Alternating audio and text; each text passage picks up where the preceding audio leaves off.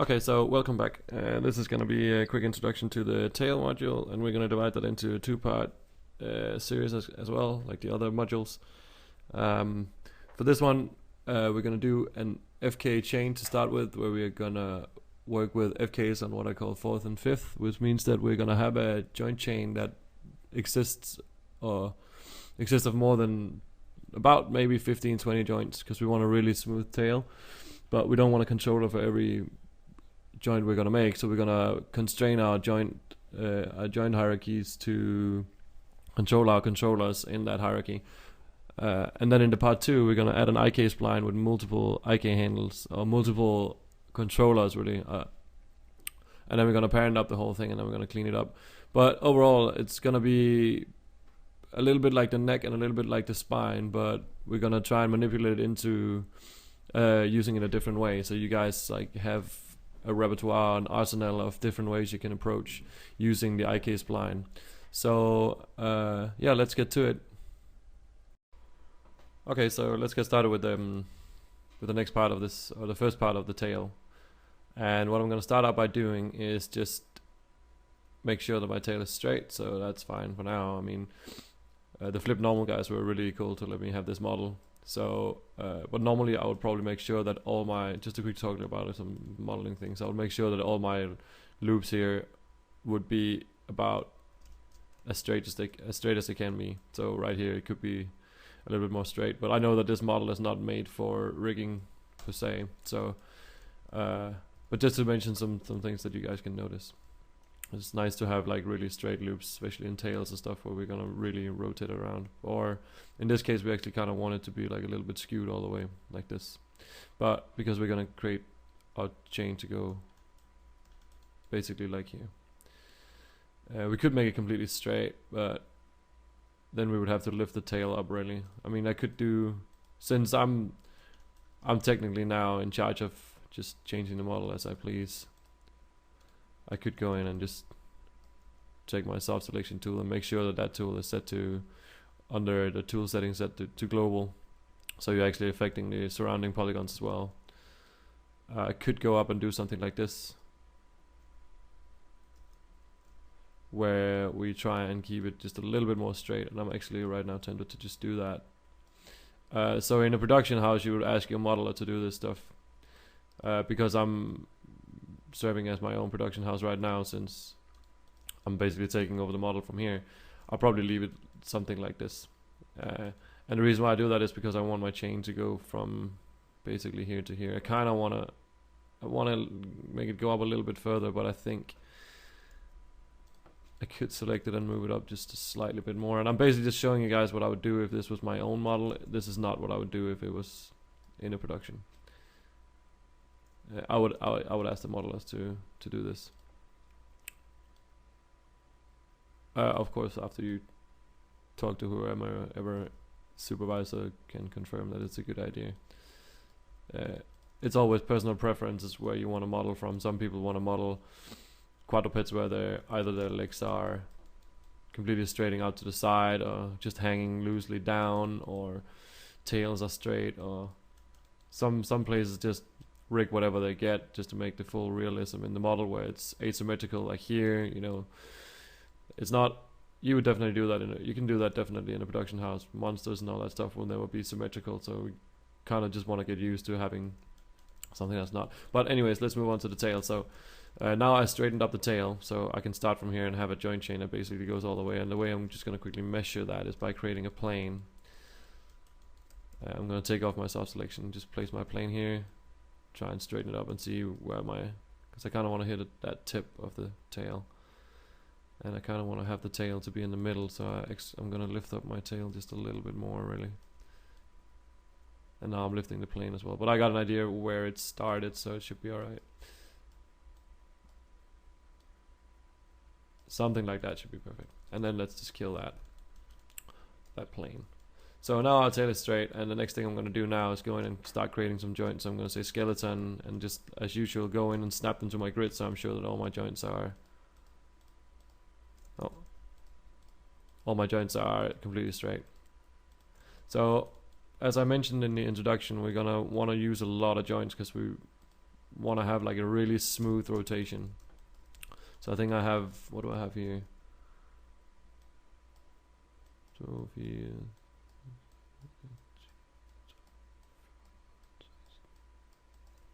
Okay, so we got 19 here. Let's just increase that to 20. Parent it underneath here. And don't worry, we're gonna orient them correctly in a moment. So let's just try and select the first one and start orienting them. So we want to orient them so they're oriented exactly like our other joints here. So X is still our primary axis and Z will be our rotation up and down axis. But because this chain is rotated translated to go in the other direction, we're gonna have to just quickly modify our settings. So actually the first joint here is actually oriented correctly, and so let's go in and just say skeleton orient joint. We've done all this before. So here we're gonna say primary X and Z is our secondary, and we want that to go out in our X, but this time we want to go X should be in the positive side, because we're basically rotating our chain compared to this one 180 degrees. And then now that we have 20 joints, we just want to go in and select the last joint and make sure that it's oriented like the rest of the joints. So if I go to skeleton orient again and just say orient to world, so we orient into the previous joint, you can see it snaps back and becomes like the parent joint. So right now we're going to select all of them and we're going to give them a radius. It's a little bit higher. I'm going to select all the joints except for the first one, just start dragging them out so we can get some space between them. And I'm just going to go with something random here. So I'm going to place my tail joint. I'm thinking that I have to make it rotate upwards, and if I rotate this upwards, it has to be able to bend this sort of stuff as well. So I kind of want to be careful. But I think we'll be fine here. I mean, the tail will probably rotate from somewhere in here and we'll rotate upwards like this. I think we'll be alright if we do something like this. Yeah, I still kind of want to lift it up a little bit, really. So if I select all of these except for the first, just start moving them backwards. So try and fit that just somewhat correctly. And we can be really precise here. So let's say 0.7, 0.8 maybe. And now, yeah, I'm still gonna go in and remodel this tail to fit. And you can see like how I'm going back and forth a little bit. It's completely normal. So let's just try and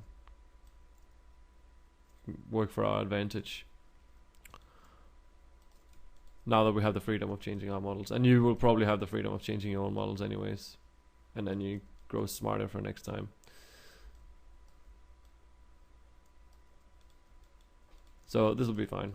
So now I have like a pretty decent setup. I'm just gonna hit save. And now we're gonna do what I call building some FK controllers on maybe the 4th and the 5th. Let's see what we're gonna do here. So as usual, we're gonna kit bash our stuff around. So I'm just gonna steal my. Okay, so my Maya just crashed there, and that's unfortunate. But we're quickly just gonna start where we left off. So I'm gonna select the controller here. I'm gonna go into the hierarchy and I'm gonna duplicate that out. Make sure that your soft selection is no longer on, because if you set it to global, it'll affect everything around it. So I'm gonna go here and snap this controller that I just duplicated out. So I'm gonna take that out of the hierarchy, and I'm putting it onto the first joint, and we're just quickly gonna scale that in just to make some sort of shape. As usual, we will change our shapes later on. Or you can, I mean, I'm gonna make a video where I'm changing my shapes and you can change them to whatever you want. So here, this is gonna serve as my tail FK root. And just go into the shape and change that color. And then let's make another one. And let's just quickly make them fit here. Take them out. And let's make another one. Maybe here. So I'm not too worried about where I'm actually placing my controllers, because we're gonna rotate on the joints, and the controllers will automatically rotate into the joints, and it'll make sense in a moment what's going on. So I just deleted these 3 up vectors that were duplicated into this hierarchy from the old controller, and let's just make sure that there's no extra attributes that we've been adding before. Okay, so that's all good, and then we have 3 FK controllers, and I'm just gonna say, sorry, I didn't want to freeze that. I want to say modify search and replace name, and they're called spine right now. We're gonna call that tail. Rename that, and then this one is called AJA, but it's obviously a B, so let's call that AJB, AJC, and let's delete this duplicated name now.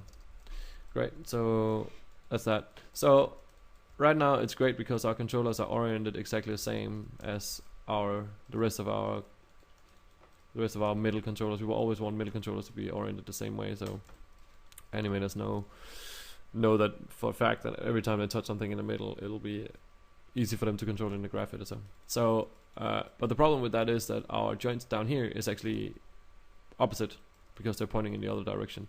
Y is still up, but if I rotate this one, it gets into minus. If I rotate this one, it goes into minus. If I rotate it forward, it goes into minus. If I rotate this one forward, it's actually set in minus. So there's a few things that we need to take care of here.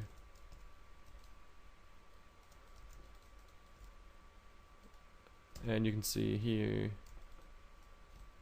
oh wait a minute, this controller is not oriented correctly.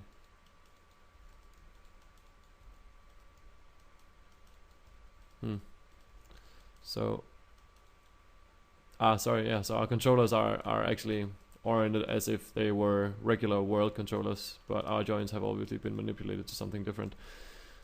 So that's okay. As long it's fine as long as everything in the middle is the same, and obviously they are, since I've been duplicating the controllers around, which sort of like give me that security. So let's try and connect this into so we can get an idea of what I'm trying to do here. So first off, I want to rotate forward. What is that rotation axis in this chain? So that's minus Z, and this is minus X. So those two things can actually be what we call direct connected, right? So I'm selecting all of these joints except for the one that this controller is gonna be controlling. And let's say general connection editor. Let's go into rotation. So if I rotate this to the side in Y, and I rotate this one to the side Y, so those two can actually be direct connected. So let's start out by that. Rotate Y to rotate Y.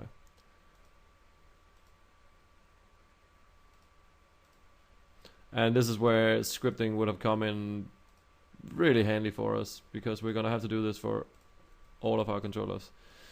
So usually like repetitive tasks like these should be definitely solved with scripting.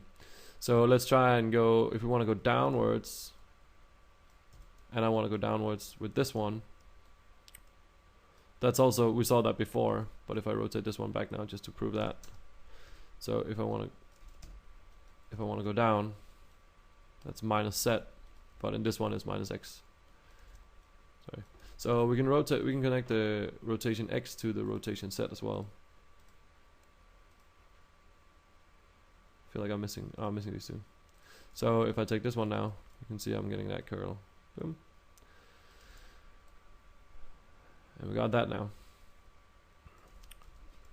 And the problem with this is now that because Z is actually in this controller going this way, but the last axis we need on this one is the X rotation, and that's actually opposite. So if I rotate this one to this side, you can see it gets a positive value. If I do this one to this side, it gets a negative value. So that's where it gets tricky. Oh, it's not tricky, but we just need to get that value minus instead, and we know how to do that. So we're gonna get the node editor, and we're gonna press tab. We're gonna say multiply and divide, and we're gonna multiply by -1. So whatever we're multiplying with, and we know that we wanna rotate our let's see, Z axis. So if I select this controller now and hit the plus sign here, take the controller, drag and drop that into the multiply and divide node, take the rotation set into the value 1. The output of this, whenever there comes like a value in here, if it's 1, then 1 times -1 will be -1, right? So now we've reversed our value. So let's call this let's call it m tail AJA minus rotation mult. Yep. And then we select this multiply and divide node, drag and drop it in here, and now we want to take the output of that. So let's take the output x, and let's drag and drop that into these guys. And we're gonna take the last channel, so that's x here. And I'm just gonna start from the bottom. I don't know why, I find it easier that I don't see them drop down for me. Rotate x. So let's see now. I think I accidentally hit a scale there. Yeah, so you can see here.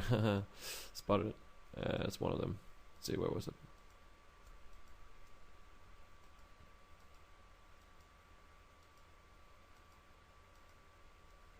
Oh, sure it was one. Yeah, here we go. So number 10, actually I hit the scale x instead of the rotate x, so be careful with that. So right now I'm just going to open up that connection editor again, drop that in here. So first of all, I'm going to right click on the scale x, and I'm just going to break that connection and make sure that it's still on 1 instead of 0. Scale is always 1, right? And then I still want to get the rotation multiply, but I just want to make sure that I hit x in this one. So let's try and do that again. And there we go. So now our chain is actually multi-rotating. And now we need this controller to control the next couple of joints. But the problem with this is that if I just make this one controlling these next joints, every time I rotate this chain, this controller will stay here because it's in the hierarchy of this controller, right? Oh, that's at least what we're gonna fake. So if I take this controller now and parent him, let's go back to 0. Boom. I would take this controller now and parent him underneath the A, and we take the C underneath the C. And I'll actually I'm gonna revert back to, I'm gonna just quickly connect up the rest of the controllers here, and then we can see what the problem is with having these guys in the same hierarchy. So now I'm just gonna select this guy. I'm gonna drop him in here. Say non-keyable. Select the joints here. Right up until the next one. I'm gonna take the rotate, and we're gonna take all these joints that I dropped them already. I did. And then just to remember, so set was forward in this case, and X is forward in this case. So let's take the rotate X of the controller into the rotate set. And this time we want to make sure that we're not taking the scales. But if you do, I mean, that kind of stuff happens all the time, as long as you can start seeing what the problem is. And then let's see, what was the next thing we hooked up? That was the Y controller to the Y.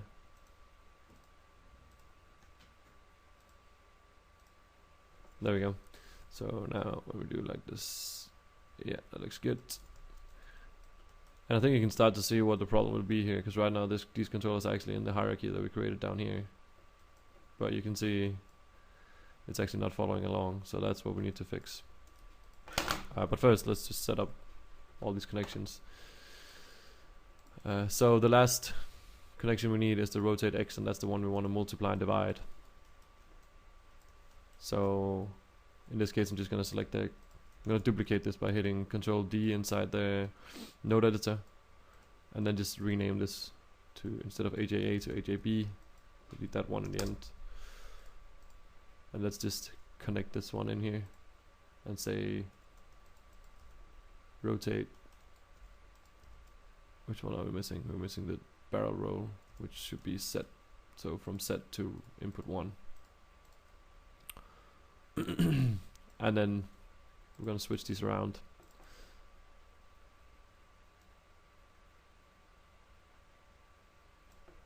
And put the B mold in here. And then select the joints again.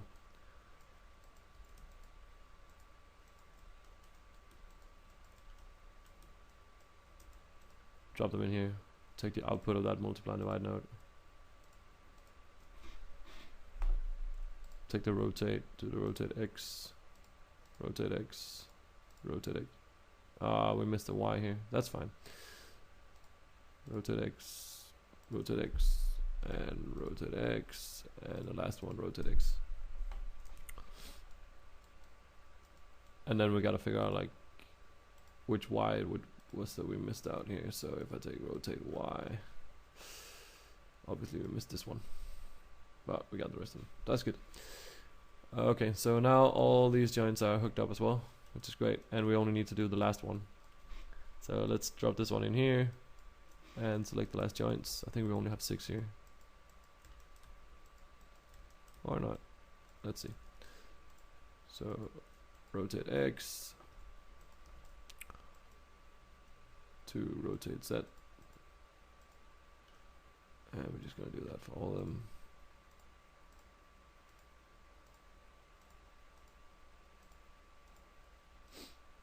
Like so. Rotate Y to rotate Y.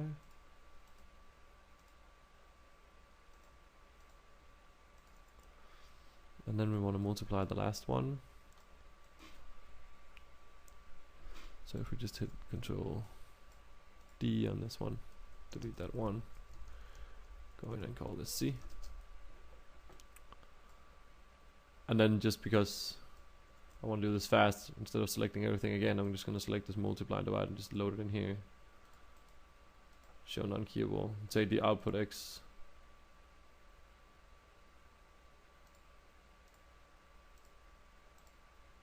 And then basically I'm just going to connect the connection from the controller into the multiply and divide last, so I don't need to reload all these. So now I'm just going to put the multiply and divide node over here. Take the controller here. Take that rotate set into input 1x. So let's try that out. That looks good. That looks great. And forward looks great. So now you can see we have a hierarchy. We have a hierarchy of FKs that are underneath each other. But the problem with that is that they're only going to rotate relative to each other. So as soon as I do like this, the chain is actually rotating correctly, and it could be fine for our animators, but to make it easier for them to see what's going on, it's probably easier if the controller is actually following where the chain actually is. So the last thing we want to do is we want to maintain this hierarchy, but we want to make sure that the last joint that's being controlled by this controller is actually controlling the position of the next controller. So if I select the last joint in this controller's hierarchy, which is this one, and then I select the controller here, and I get the orient group, and I say parent constraint. Oops, parent constraint. We know by now that a parent constraint breaks a hierarchy. So just for visual representation in our outliner, we can still have this hierarchy existing, but we added a parent constraint to our orient group. So wherever this controller is telling these joints to be, this controller should start. So if I do like this now, you can see that the controller is on the position of where its own joints are, and that's great. So the last thing we want to do is just make sure that it's the same for this controller. So if I select this controller now, select its orient group, say constraint, parent constraint, and I select all these 3 controllers, you can see no matter where I go, the controllers are following to be in the same position. And now it's really intuitive to figure out where our controllers are, where our joint chain is. So that's actually it for like making a FK chain. So the last thing I'm just going to quickly do here is rename these to be, let's try and name these smartly. So tail, AJ, JNC, and that's actually it. And then we're going to rename all these Anyways, that's it for the first part of creating the tail. In the next round, we're gonna create a IK spline, like we've done for the neck and for the spine.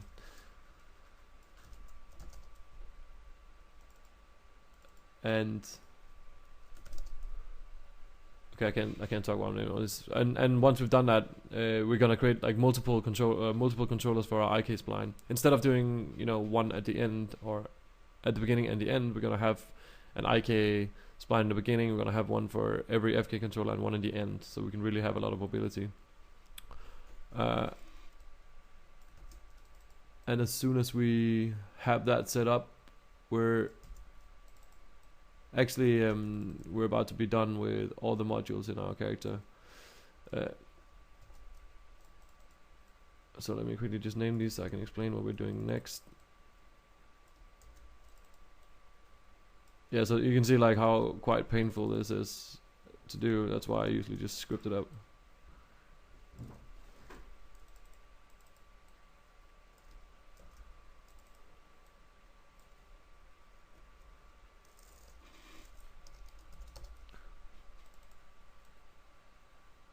And if you can't do scripting, you should definitely start using it in Maya.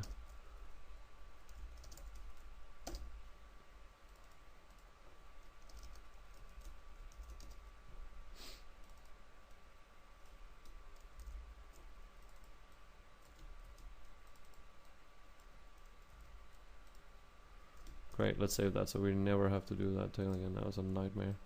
So let's try and select these and group them and call them tail. Okay. Yeah, so next week in the video we're just gonna make an IK spline and drop that into this setup, and as soon as that's done, we're done with the module of the tail. So hit save, and good job so far.